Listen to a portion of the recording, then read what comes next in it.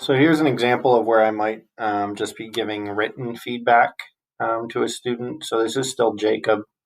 He's gone forward into lesson 8 as we discussed at the end of his last feedback session. And then while he's working, I'm kind of noticing that he's kind of getting the gist of things in general, but he's not sort of taking it that next step further. So I'm really just going to use comments as written feedback at this point. As I see him get to the end of 3, I'm going to dive back in. So this will be a written feedback, will be my second feedback he receives this period. And then diving back in on a quick video where we kind of review my written feedback and make sure he's all set for tomorrow when we actually go into the literary analysis. So what I'm seeing here, like I said, is some sort of like he's getting that first level of each answer. He has chosen an option that he's going to analyze. He hasn't really dived too deeply into why. He did say he can relate with it. I'm also going to ask him to say something about like what could he write about in terms of elements or poetic devices, just to get him thinking.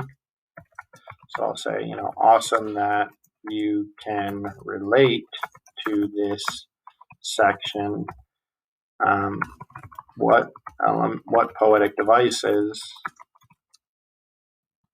do you see that you will be able to write about? So I'm just going to give him that written comment as feedback. And then the second is sort of the same issue. He says what he believes the claim is, that he's really just answering the question directly. And part of that is maybe I didn't ask the right question. But he's saying that he believes the claim is that Hamidi's making food from the deli is so delicious and the taste stays true to his culture. Yes, that's true. And I think that's some good inference based on the first section.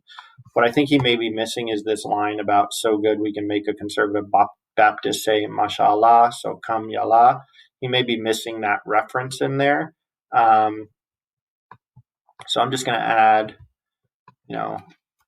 great start.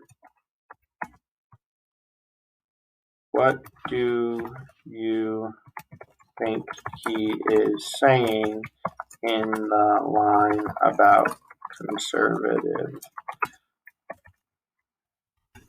Baptists? Is this a reference that makes sense to you, or are you not sure yet what it means?